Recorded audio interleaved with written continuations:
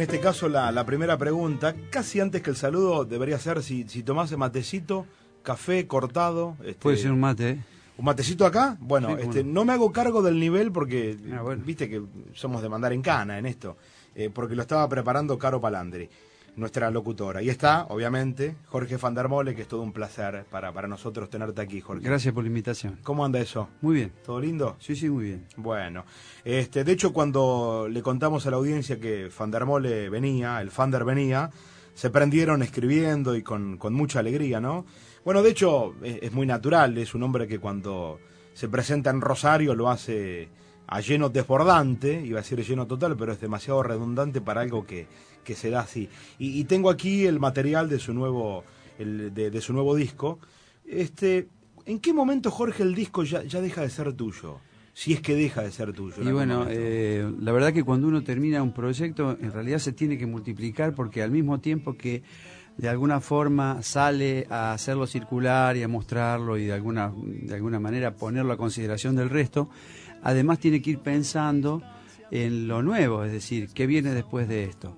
Y me parece que en todo ese proceso de ir mostrándolo y a medida que uno va ya entrando en el otro registro de ver qué es lo nuevo, el disco se le va haciendo ajeno, ¿no? Porque va funcionando, en el mejor de los casos va funcionando solo y de alguna forma ya tiene una entidad propia, y si uno logra que dure como es nuestro objetivo, es decir, que no sea un material que se termine a lo mejor en un año o en un año y medio, como que sería a lo mejor lo estándar de la producción discográfica, sino que tratándose de lo independiente, nosotros intentamos que permanezca en el tiempo y tratamos de tenerlo, pero igualmente empieza a funcionar solo, una vez que uno ya lo dejó, lo presentó, lo mostró y deja que marche, ¿no? Claro.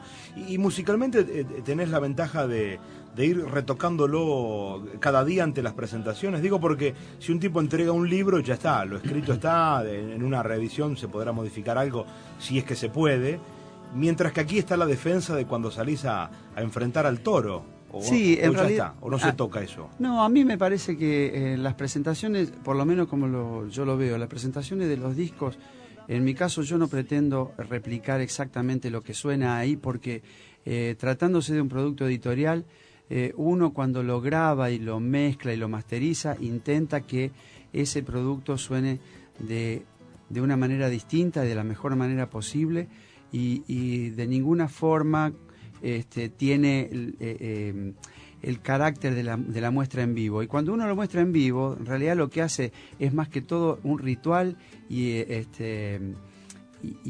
una celebración de haberlo terminado, pero no intenta de ninguna manera mostrar exactamente lo que suena en el disco. Sí, en este caso, uno intenta sumar a la presentación a aquellos que contribuyeron a la sonoridad del disco, ¿no es cierto? Porque son varios, y son unos cuantos más de aquellos con los cuales yo toco habitualmente. Yo generalmente toco con Marcelo Estenta en guitarra y con Fernando Silva en contrabajo, en bajo y violonchelo. Y en este caso va a estar también acompañándonos Juancho Perone en percusión, el Negro Aguirre, Carlos Aguirre en piano, y Julio Ramírez. Hay mucho Río Paraná por ahí, ¿no? Sí, bastante. Te diría que domina. Julio Ramírez en acordeón, pero además va a estar Carlos Pino acompañándome. Crack. Claro, por supuesto, no te imaginás el orgullo de tenerlo al Negro Pino en el disco, que hemos cantado un tema a dúo juntos, y va a estar además el Chula Venegas, compositor y rosarino. Bueno, a ver, ¿quién más? Creo que... sí. ¿Cuándo lo presentás? Lucas Heredia, cordobés también, que está cantando en el disco. Y lo presentamos el 9 de agosto, sábado, en el Teatro del Centro Cultural Parque de España. Sí. Que bueno, creemos que es un lindo lugar para esta ocasión. Claro. ¿Cuántas veces más o menos te presentás por año en Rosario? Porque yo te he ido a ver muchas veces, siempre, si es grande lleno, si es pequeño lleno, si es mediano lleno, es como que hay un público cautivo que te está esperando. La verdad que nosotros intentamos no, de alguna forma no cansar, ¿no es cierto? Porque creo que las plazas son de alguna forma, hay como vos decís un público, ¿no? Entonces intentamos hacer a lo mejor algún ciclo en un lugar chico, tocar un par de veces en algún lugar mediano. No siempre uno tiene la suerte, la posibilidad de estar presentando un material nuevo en circunstancias poco habituales desde el punto de vista de la apuesta técnica y de la apuesta artística, ¿no es cierto? Como en este caso. De modo que a lo mejor uno de algún modo encara su energía para llegar a otros lugares y no estar tanto tiempo mostrándose en el lugar donde uno trabaja, ¿no? Claro, generalmente claro. Donde uno vive, qué sé claro. Yo. Pero bueno, son un par de veces en el año y el resto es tratar de ir caminando por ahí en otras regiones del país y llevando esto. En este caso, este año específicamente, te diría que está concentrado en mostrar esto, ¿no? Y tengo aquí en mis manos Fander, es un disco doble, una presentación estupenda, Jorge, también. Estamos muy contentos. La verdad que es una estética muy bonita. Y muy contundente, ¿no? Con el Fander directamente. Sí, ¿Te gusta laburar en esto también o no? Sí, sí, porque justamente a partir del 2002, en que encaramos junto con Sagrada Medra la cuestión de la producción y la edición en forma independiente de discos, porque es una necesidad que creo que parte de la dinámica de trabajar como trabajamos y porque a veces porque no hay otra posibilidad, ¿no? No siempre existe un ofrecimiento de una discográfica importante para que uno grabe. Entonces nos largamos a generar el material nosotros. Y esto implica también dedicarse a la presentación, a la gráfica, a qué formato va a tener ese material, a cómo va a ser, en este caso, el hecho de usar un solo color como color básico, ¿no? Y bueno, trabajamos no solamente en la sonoridad del disco, sino también en el diseño gráfico. Claro. Y en este caso, bueno, como vos decías, es un disco doble. En el disco 1 hay canciones que, con excepción de una sola de ellas que había sido versionada por Juan Baglietto, el resto son inéditas. Y el disco 2 son viejas canciones, algunas de las cuales tienen más de 30 y pico de años, y que son de las primeras épocas que han sido versionadas de otra manera, con otra sonoridad, con otro concepto, y que yo tenía intenciones de volver a poner a andar, porque las generaciones pasan muy rápidamente y esas canciones quedan ocultas y quedan olvidadas, y por ahí me parecía que algunas de ellas tenían algún valor como para poder ser puestas nuevamente a funcionar, ¿no? Fander es, entre tantas cosas, el río, el Paraná, pero también es un referente insoslayable de la trova, ¿no? Imagino, no quiero convertirte en una leyenda que camina, pero son parte de algo muy grande. Cuando uno escapa de Rosario, a la ciudad se la conoce por la variedad artística, y pone en el primer lugar a la trova. ¿Y eso cómo se lleva? ¿O uno se despoja de todo eso? No, la verdad que yo personalmente lo llevo con mucho orgullo. Es decir, yo reconozco en esa emergencia de principios de los 80, el inicio de un camino y una posibilidad que de otra forma a varios de nosotros se nos habría dado de otra manera, o quizás no se nos habría ofrecido. Yo creo que esa especie de movimiento informal que fue la trova, como una especie de sumatoria de voluntades y de trabajos que en realidad ya tenía un antecedente importante en el trabajo previo de muchos de ellos. Es el caso específico de Juan Baglietto, del Rengo Goldín, Fito Páez, que después, como una emergencia sobresaliente dentro de la música argentina, que era mucho más joven, ¿no?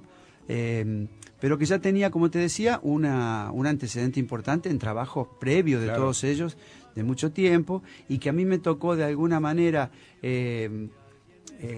también conformar, a lo mejor en aquel primer momento desde el punto de vista de lo compositivo, claro. Pero significó para nosotros la posibilidad de encarar un proyecto personal que afortunadamente después siguió adelante, que tal vez como grupo nos desvinculó porque cada uno siguió un camino estético distinto, una forma de armar su camino y su trabajo de un modo diferente, pero que después de 30 y pico de años, de alguna manera en cada uno de nosotros, sigue mostrando la posibilidad de ir renovándonos con alguna propuesta nueva, siempre algún disquito nuevo, alguna Claro. cosa que sale, y a mí me conforta mucho eso, que no quedó como una especie de relato histórico que quedó por allá hace 30 años, y Sí, sí.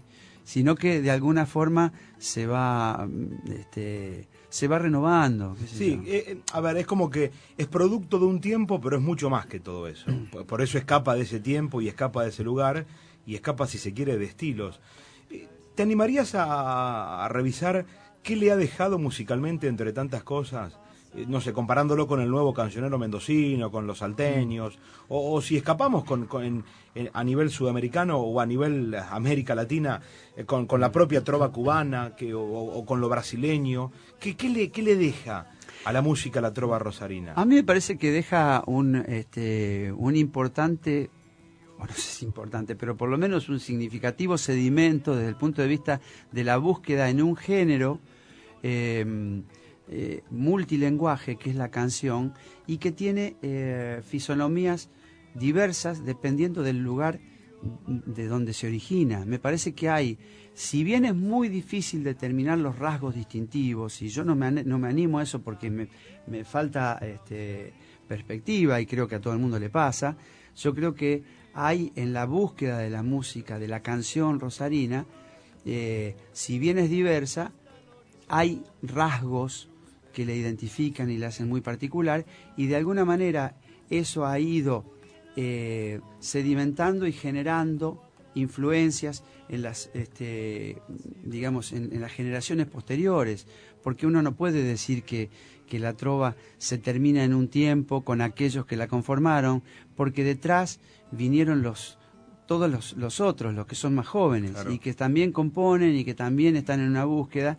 Y cuando uno habla de Rosario, sabe que en Rosario encuentra gente del jazz, encuentra gente del folclore, encuentra gente del folclore tradicional, pero también de la renovación, y encuentra mucho dentro del pop y del rock, muchísimo. Sí, sí. Y eso se ha ido renovando en el tiempo. Entonces, en definitiva, lo que a nosotros nos tocó es generar una pequeña plataforma desde donde las generaciones posteriores han aportado muchísimo dentro de esa búsqueda de esa expresión tan importante que abona al cancionero nacional, y que algunos dicen, si bien para nosotros, como te decía antes, no podemos definirlo, hay una singularidad que tiene que ver con el lugar de origen, que tiene que ver que a lo mejor tiene que ver un poco con el folclore, un poco con el rock local, un poco con el resabio tanguero, que tenía un arraigo importante en aquellas primeras Sí, producciones sí. de la trova rosarina, Sí, sí, ¿no? sí, sí. De los primeros discos de Juan, ¿no? Sí, sí, claro. Entonces me parece que eso... Y algo que no se sabe qué es, pero es lo más importante, diría Sabina también, ¿no? Sí. Porque la música tiene esto raro Y- también. Y además, por ejemplo, comparado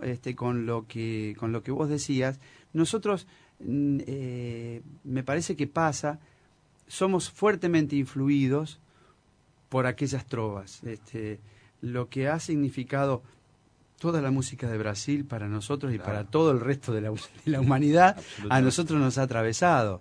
Pero también yo creo que nos ha atravesado, dependiendo de nuestras edades, por ejemplo, todo lo que significó y fue un antecedente importante en todo lo que fue el inicio del rock nacional, pero también lo que fue, por ejemplo, el nuevo cancionero en el folclore, Claro. que fue que emergió con una potencia poética impresionante y que a nosotros nos marcó profundamente, así como nos marcó profundamente Spinetta del principio y todo lo que vino después, y García, pero así como fuimos marcados por toda la canción española y toda la canción en lengua hispana, y particularmente por la trova cubana, por ejemplo. Claro, claro. Fuimos atravesados por eso, del mismo modo que fuimos atravesados por el tango, por Troilo y Mansi y los hermanos Espósito. Me parece que nosotros de alguna forma somos un producto de todo eso, que a su vez nos hemos manifestado y hemos dejado un pequeño sedimento, que vaya a saber cómo queda, ¿no? Andá a saber, se verá mañana, se verá en el futuro si queda algo, ¿no? Sí.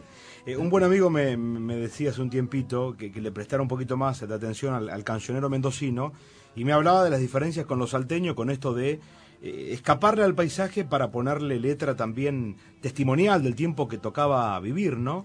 Y por edades y por tiempo, ustedes son hijos de la salida de la cruel etapa de la dictadura, advenimiento de la democracia.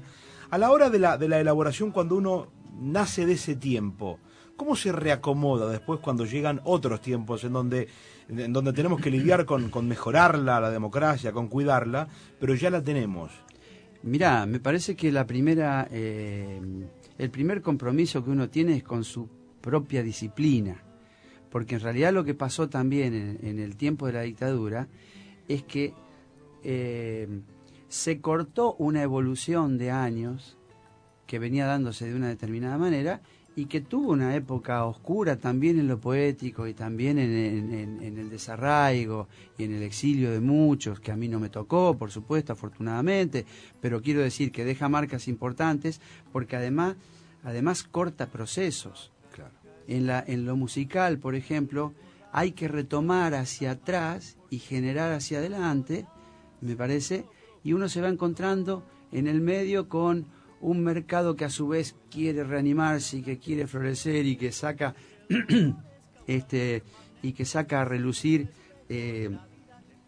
elementos nuevos, algunos de los cuales son maravillosos y otros son olvidables. Claro. Pero me parece que uno está inmerso en ese camino histórico y lo que hace es tratar de reverdecer y reacomodarse a las nuevas posibilidades y de alguna forma apela por un lado a la memoria y a todo lo que significó esa enorme pérdida y por otro lado a la posibilidad del futuro y a lo que significa enfrentarse a un camino con posibilidades reales de lo que significa una situación democrática que debe ser defendida y que debe ser criticada permanentemente para que se conserve en sus aspectos vitales, para que claro, no se pierda el camino democrático. Todo lo demás es ideología y es política, es decir, cómo se acomoda uno a esas cosas y cómo responde a la circunstancia histórica, al medio, a lo que se va consiguiendo y a lo que se va perdiendo.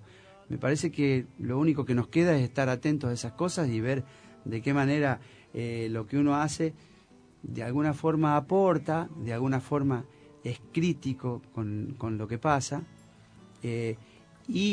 pero me parece que lo más importante es indagar en el propio lenguaje para que no se petrifique, para que no se convierta en siempre lo mismo, para ver cómo uno se renueva.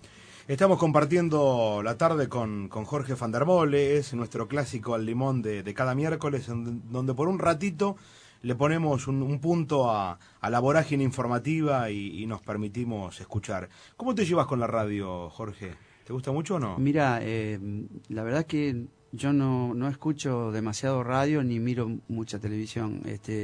Estoy bastante afuera de la cuestión. Escucho por ahí cuando voy en el auto, pero no soy un gran escucha de radio, así como no soy un gran consumidor de tele. Qué sé yo, creo que uno se va haciendo muy maníaco del laburo y se mete en lo suyo, y entonces medio que entre la cuestión artística y la cuestión docente, que es claro, la otra cosa, te van comiendo la cabeza hasta que no quedas medio helado. De todas maneras, uno trata de mantenerse informado, quiero decir, pero no soy un gran escucha de radio. Claro. ¿No? Te voy a cholulear un poquito. En este disco está Carlos Pino, de Los Trova. Sí. ¿Con quién te hubiese gustado? Obviamente que debe ser el abanico inmenso, pero voy a tratar de encerrarte un poco.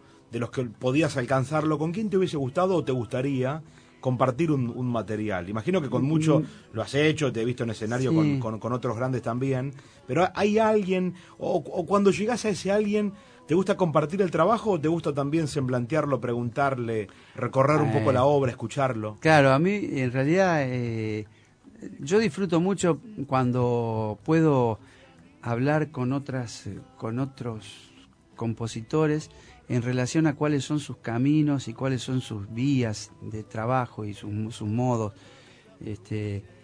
a ver de qué forma resuelven sus problemas desde el punto de vista de lo creativo, claro, o desde el punto de vista de lo expresivo. Cada uno tiene una una fortaleza que a veces uno no tiene o reconoce que el otro tiene, ¿no? Claro. Y entonces ahí, yo la verdad que todavía me falta compartir en discos con gente que yo admiro, como son, qué sé yo, el Coqui Ortiz en el Chaco. Me gustaría en algún momento compartir algo con Víctor Heredia, porque un tipo que tiene una obra que a mí me parece admirable. Has hecho mucho escenario con él, pero no trabajas. Claro, y que además en algún punto hemos compartido, porque tenemos un tema al menos compuesto, letra y música compartida. Me pasó una vez una letra a la cual yo le puse música, que salió hace un par de discos atrás de él, que se llama Huesitos. Pero bueno, esas cosas me gusta compartir. Del mismo modo que pude compartir una chacarera con Raúl Carnota, sí, y me pude subir al escenario con él y tocar con él. Y son tipos que yo admiro, claro, ¿no? Claro. Pero, como vos decías, en realidad uno comete una injusticia porque me queda mucho en el tintero. José Luis Aguirre, por ejemplo, es un compositor de Tras la Sierra, que es maravilloso y con el cual nunca pude tocar y nunca pude compartir algo. Tengo una letra de La Jovita, por ejemplo, de una samba, que está buenísima y que todavía me queda ponerme a laburar en ese tipo de cosas, ¿no? Qué sé yo, así con mucha gente. En algún momento me gustaría invitar a Juan Baglietto a cantar en un disco mío, algún arreglo que yo haga, claro, para él, para la voz de él. Claro. Son esas cosas que a uno se le ocurren, ¿no? Sí, sí, muy puntual también. Sí, porque un poco lo pensaba cuando lo nombraste a Baglietto, a Juan, esto de qué te falta de la trova, digamos, qué falta hacer, o reformar, o reformular, o retocar, o cambiar una pieza por otra, de todo ese proceso tan fabuloso, bajo el marco de que el tiempo ha pasado y han crecido mucho cada uno de ustedes. Y bueno, me parece que afortunadamente nosotros pudimos hacer una experiencia importante con Adrián Abonicio, con Rubén Goldini, con Lalo de los Santos, claro, en ese disco que fue Rosarinos. Pero bueno, por ejemplo, en algún punto me gustaría cantar con Silvina, me gustaría cómo sonaría algo cantado por Juan que yo pudiera arreglar, por ejemplo. Claro, claro. Que pudiera arreglar yo y yo ser su dirección artística, claro, por ejemplo. Claro. Ese tipo de cosas. Porque ¿Y te harías un disco entero o te gustaría puntualizar? No, qué sé yo, son cosas que a uno se le van ocurriendo, claro, ¿no? Porque vos lo escuchás cantar y decís, mira, ¿cómo cantará tal cosa? Que a él no se le ocurrió nunca cantar, claro, de un modo o arreglar de una cierta manera. Claro. Porque él tuvo formaciones o como cantando en un disco mío, por ejemplo. Claro. Ese tipo de cosas, ¿no? Sí tuve, por ejemplo, un tiempo largo trabajando con Rubén Goldín, sí, que hacíamos una cosa que se llamaba Dos de Corazones, y que ahí sí pudimos indagar mucho en la cuestión de cantar a dúo, claro, arreglar repertorio de él y repertorio mío a dúo, del mismo modo que hicimos con el Negro Aguirre, claro, con otro tipo, con otras especies musicales, ¿no? Claro.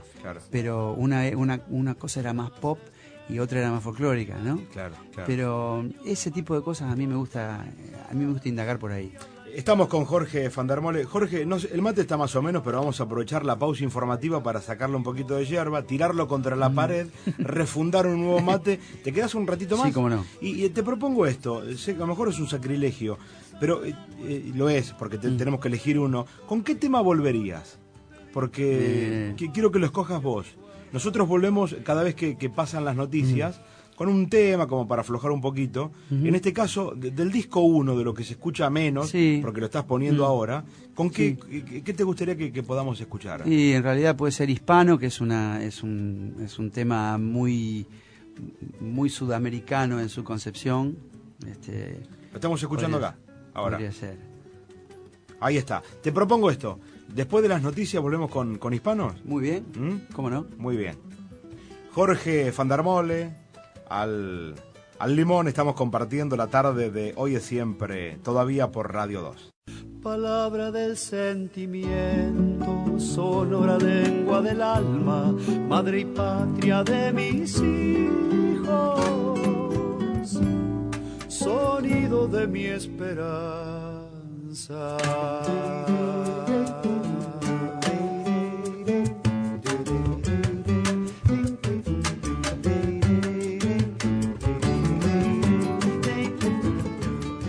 Jorge van der Molen le agradezco muchísimo su Era en Abril, que me ayudó muchísimo a superar un momento como ese. Muchas gracias, Jorge, te agradezco mucho porque fue justamente en noviembre del 81 lo mío. Un beso grande y te agradezco mucho.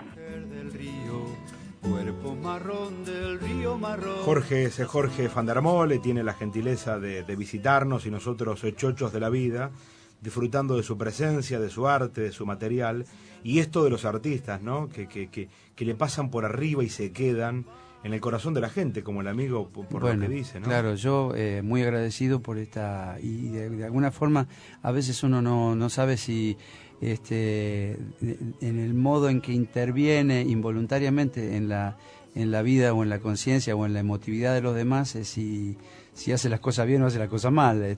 Uno en general pareciera que el arte lo que intenta es plantear una visión del mundo que le ayude a uno a vivir mejor o a vivir distinto. Si en algún momento se logra, bueno, fantástico.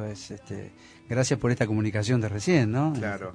¿Y eso lo pensaste en todo momento? ¿O por mucho tiempo la idea era decir, bueno, a mí me gusta, me quiero profesionalizar, me preparo, pero que dure lo que dure? Porque parece que el artista arma una carrera, pero por otro lado también en un inicio es como que lo hace desde una mirada que se entienda, el amateurismo que hace que uno pueda superar etapas y en todo momento llegar al fondo de las cuestiones. Yo creo que hay una tensión permanente entre las exigencias del trabajo profesional y lo que uno atesora de su relación inmediata con la materia artística de puertas para adentro, es decir, donde uno no tiene que dar cuenta ante nadie de lo que está haciendo y su único vínculo con lo artístico es su necesidad de generar en lo expresivo algo con un lenguaje, ¿no? Y me parece que eso es como una especie de tironeo permanente. Si yo no trabajara profesionalmente en esto, tendría igualmente una relación, aunque creo que diferente y con otro tipo de productos, vaya a saber, con otro tipo de resultados, con una materia artística que me gustó desde el principio y que tiene que ver con esa posibilidad de música y letra, ¿no? Claro. Pero que a lo mejor sería distinto porque no estaría sometido a las exigencias de eso que es el trabajo definitivo, aquel con el cual vas a seguir hasta el momento en que desaparezcas, ¿no? Así que uno está permanentemente entre esa tensión, ¿no? Por momentos hasta uno fabula con que aquella relación inicial con lo artístico, que no estaba sometido a ninguna publicación ni a ningún juicio de parte de los demás, era más interesante y más vital, porque el trabajo en algún momento pesa también, ¿no? Claro. Creo que le pasa a todo el mundo con lo que cualquiera sea la cosa que haga. En todo caso, cuando uno puede mantener un cierto equilibrio entre las dos cosas y no dejarse avasallar por la cuestión profesional, es cuando uno anda bien. Claro. Cuando logra un equilibrio más o menos lógico, digamos. Repasando una vieja nota, una vez escuché que Atahualpa decía que hasta ideal era que lo que uno hacía en algún momento lo sobreviva a uno, superando hasta el nombre del propio autor, que pase silbando una melodía. Sería maravilloso. Sin saber que el que está al lado es el que la creó esa melodía. Claro, sí, yo absolutamente, sería maravilloso. Porque en muchos casos se dice, no, porque nunca recuerdan el nombre del autor y es tan importante. Y yo creo que, me parece que el nombre del autor es importante en determinados estamentos, sobre todo en lo que tiene que ver con la educación formal de lo artístico. Entonces va a decir, no, conviene saber que esta obra es de Yupanqui. Pero la realidad es que la gente que canta canciones y no tiene puesta su memoria al nombre del autor, y claro. pasa siempre así.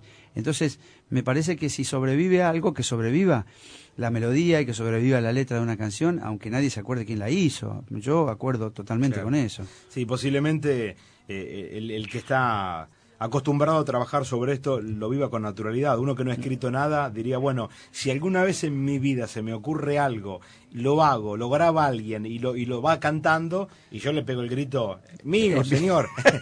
Eso es típico de alguien que no hizo y no hará, nunca jamás.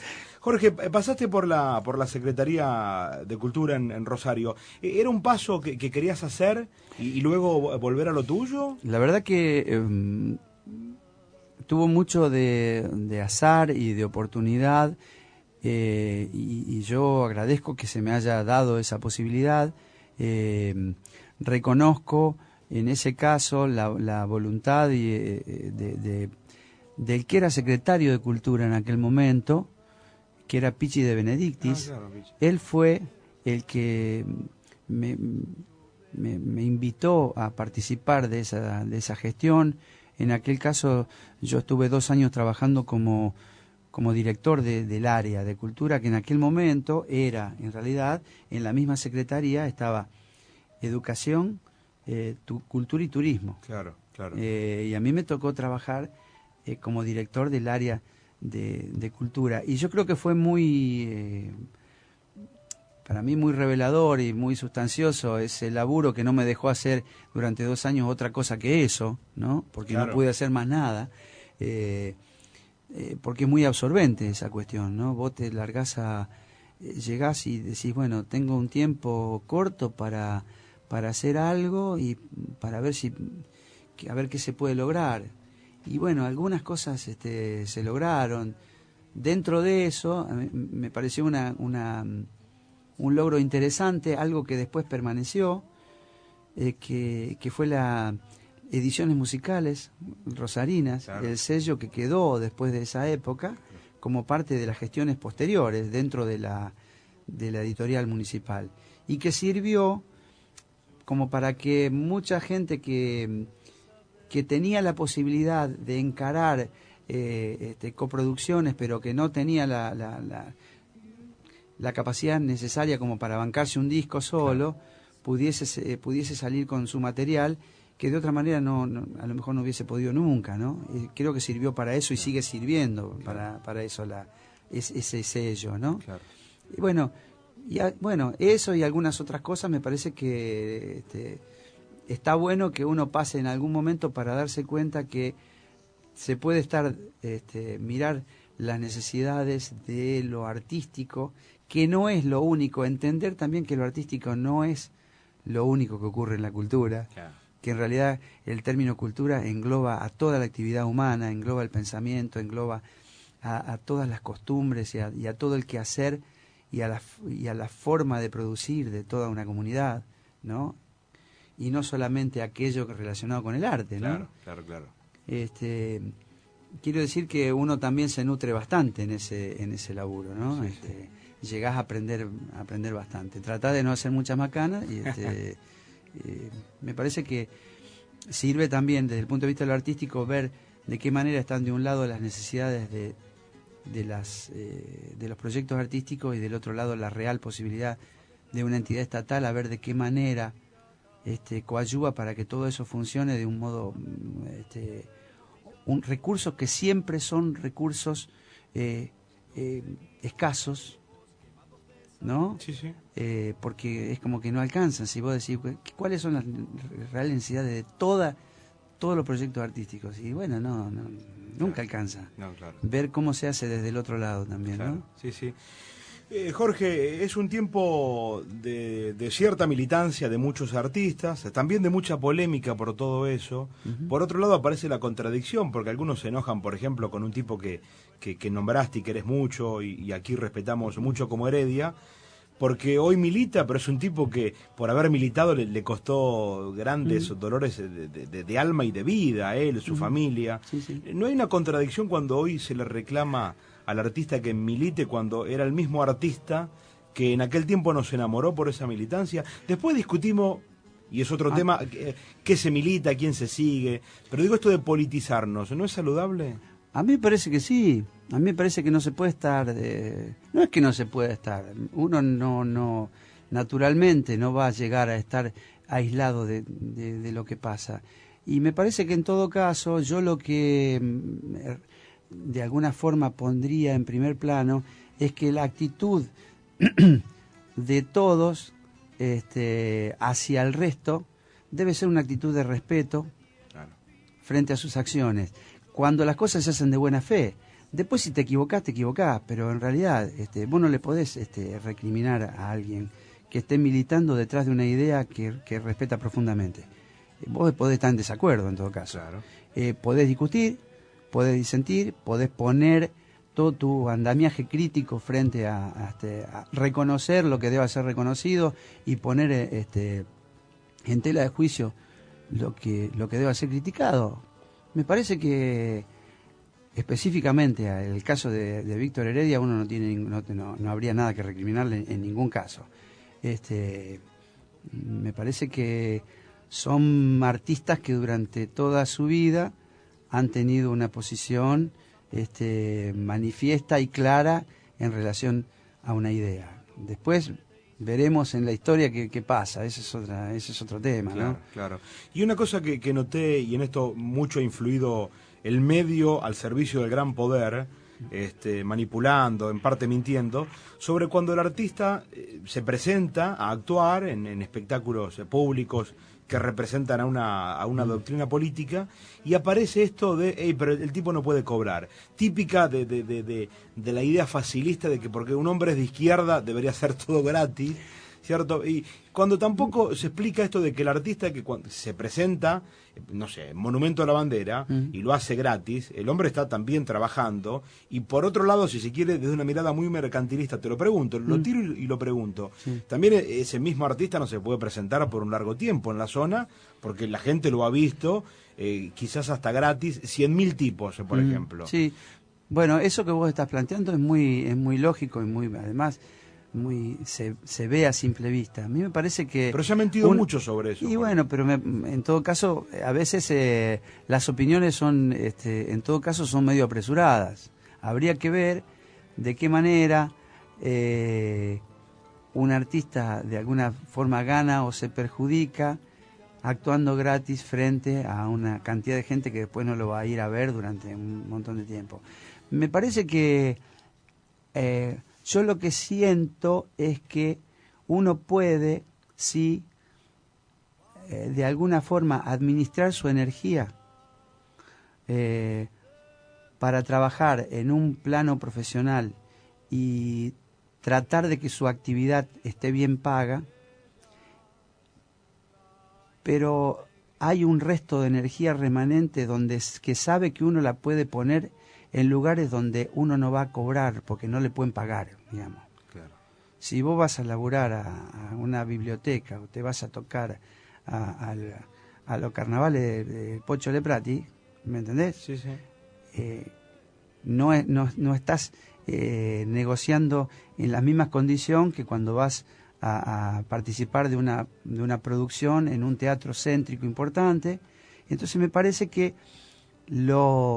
en todo caso, una posición que me parece posible, una posición que me parece equitativa, es que uno pueda dividirse entre esas dos posibilidades. Aquella posibilidad en que uno tiene que ser estrictamente profesional y tratar de que su trabajo valga lo que corresponde, y aquella en que tu trabajo es regalado, es donado, está puesto al servicio de otra cosa, qué sé yo. Sí, sí.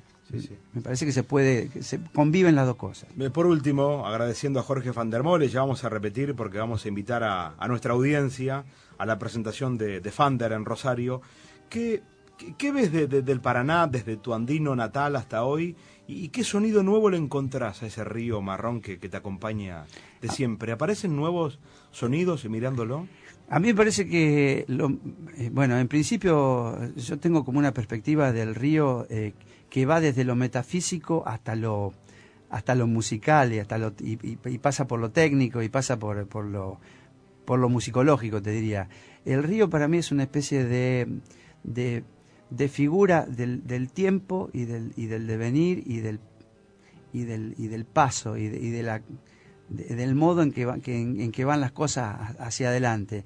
Y al mismo tiempo estos ríos han generado una música muy poderosa, que se ha generado principalmente en Corrientes, en el Chaco y en Formosa, y que ha venido bajando y que se ha hecho y que ha tenido influencia en todas las regiones, y que es una música maravillosa porque a pesar de la fuerte tensión tradicional que tiende a que no se mueva el chamamé y que se quede que quede arraigado y petrificado y cristalizado de una sola manera, el chamamé es una música maravillosa que se va ampliando, se va amplificando, va evolucionando, y si hay un sonido que va evolucionando en el río es el del chamamé, como por su capacidad de evolucionar, más allá de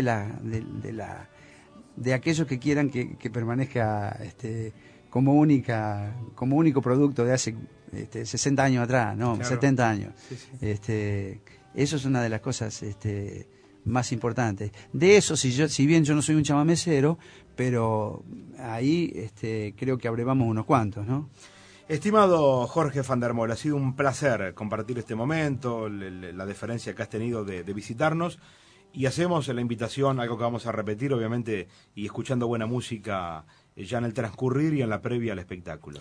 Bueno, vamos a estar presentando esto el sábado 9 de agosto a las 21 horas en el Teatro Príncipe de Asturias, en el Centro Cultural Parque de España. Y vamos a estar con un montón de invitados. Por lo menos van a ser, ¿cuánto? 4, 2, 6, 7, todos los que dijimos antes. Muy Así bien. Que los esperamos allá. Y muchas gracias por esta invitación.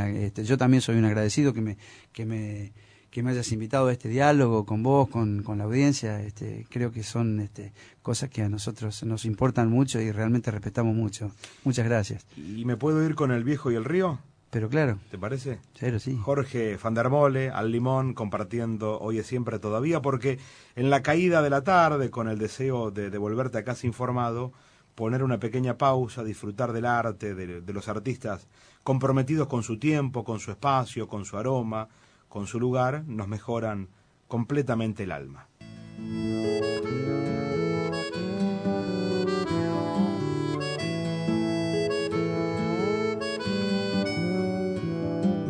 Tengo las manos lejos de acumular distancia en la canoa y unos recuerdos viejos prendidos a las redes del aroma, los nombres, los amores, los fue llevando el agua y sus historias, hoy flotan como flores, fantasmas al confín de la memoria, el agua tira al cielo o tira al fondo como nuestra sangre. La vida es solo un vuelo fugaz entre crecidas y bajantes. Viene el agua sobre el vado y en mi corazón cansado, cuando mi padre suba su piel, mi luz gastada se irá con él. Que me lleve la creciente río abajo hasta la muerte. Pasó mi tiempo y dejó al pasar solo un olvido, camino al mar.